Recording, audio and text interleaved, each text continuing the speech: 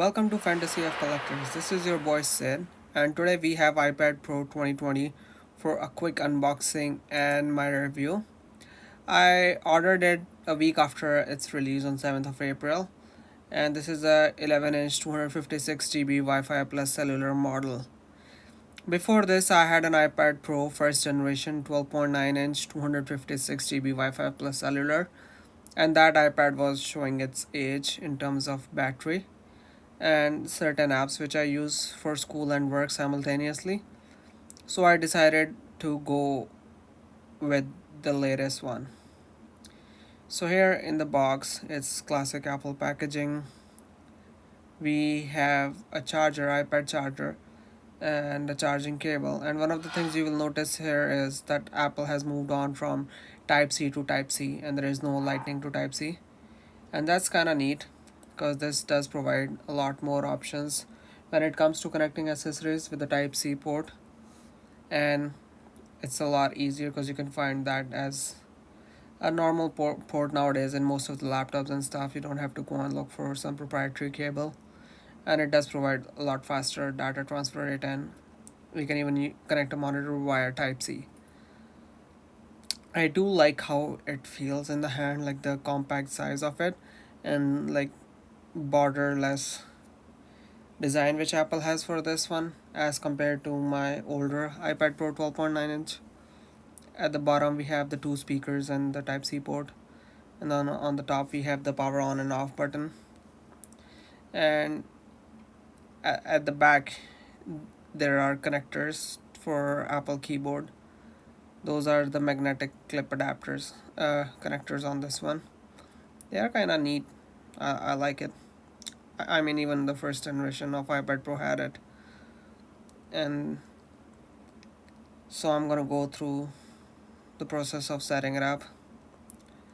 I'm making this video after using this iPad for like 2.5 months now, and I'll say that I do miss the 12.9 size because I do a lot of multitasking where I'm using Excel and emails or Word and copying files from internet all together a lot, and 11-inch does kind of feel small. It is compact and it's a lot faster. It feels a lot better in my hands, but it's smaller. A major improvement is the camera, and these are some of the pictures which I took using this iPad Pro. And here is the size comparison.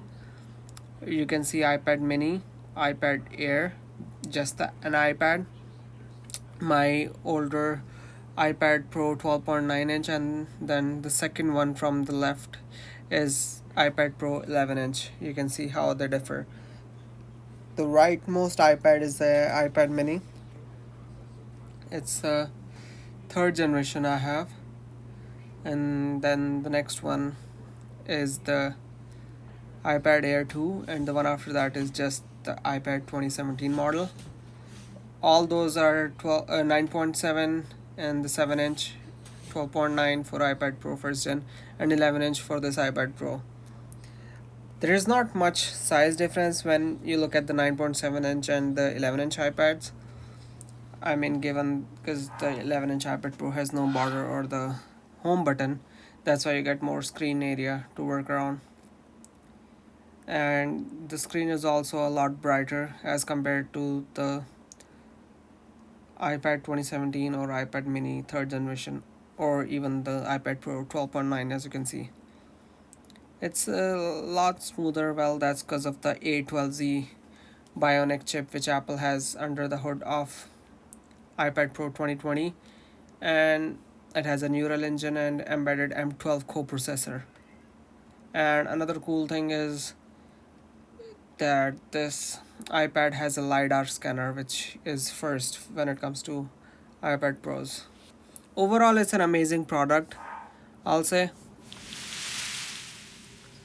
So now I have been using this iPad for a couple of months. I have had it for like 100 days now, and I'm really loving it for a lot of reasons. And there are a couple of things which I'll say Apple could have done it better, and maybe I'll start it with the things which I really love about it.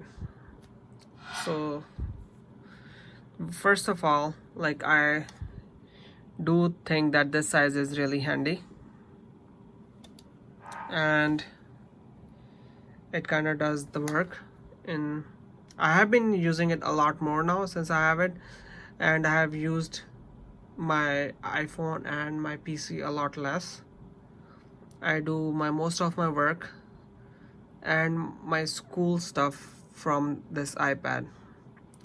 For work I use a lot of Excel, so I do use Excel on this iPad because it's a full version which we have on our desktop. Like you can see, I have multiple sheets for data entry, and I'm using this Excel app. And then for school work I have been using OneNote here to take down all the notes.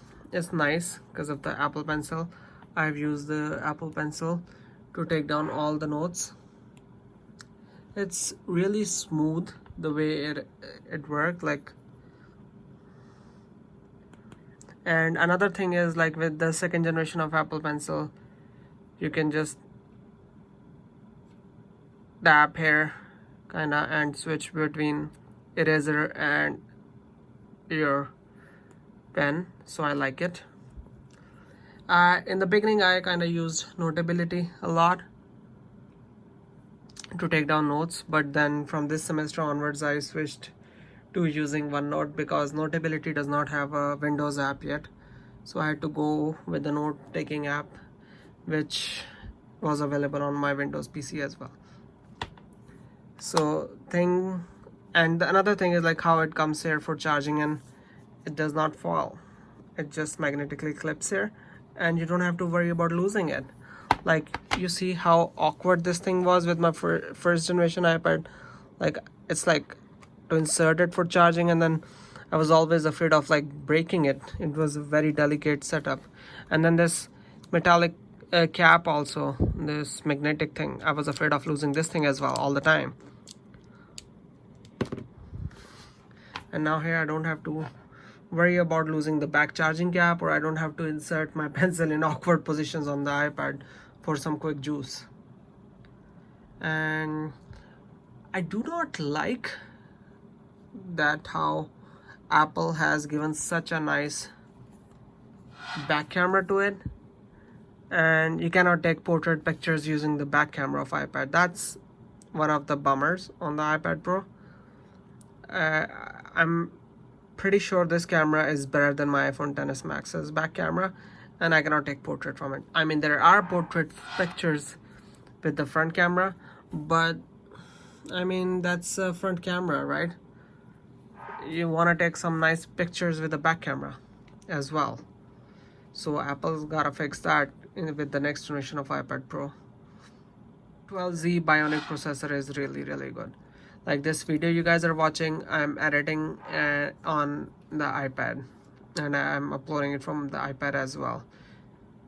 And today was the Apple Worldwide Developer Conference, and they announced a move to ARM processors, which is Apple's own processor, which they have in this iPad, they have in the phones. So they have switched to that in their Macs, and it's gonna take them 2 years to completely transition all their Mac products in their own house brand of processors.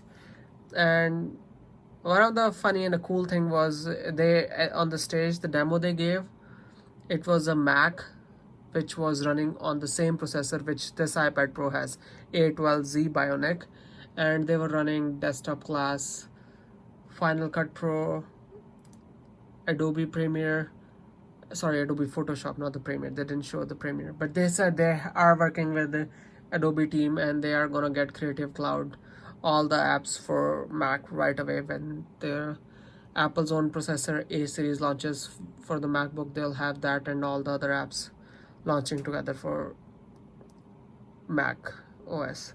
So that's kind of cool. I haven't bought the keyboard and the mouse which comes for this iPad. I have heard a lot of positive reviews about it.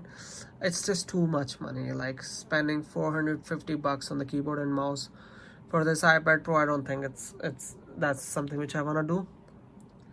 I mean, this iPad Pro and the Apple Pencil already got me around $1,500-$1,600 mark, and adding that keyboard mouse would have taken my budget all over $2,000, and in that price point you can easily get a MacBook Pro. I will not say this thing has 100% replaced my laptop or my desktop, but or my phone, but I'll say it has replaced 85% of the things which I do on my phone, on my desktop, on my laptop, and now I'm doing 85% of those tasks on this thing, and I do carry it with me like this all the time.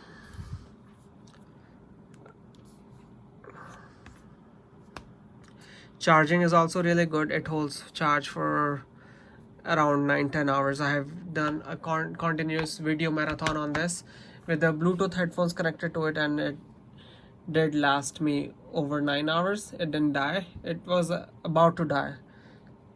So I'll say video runtime on the battery on this thing is really good as well. So that was it for iPad Pro 2020, guys. If you guys have any questions or anything, don't forget to put them in comments.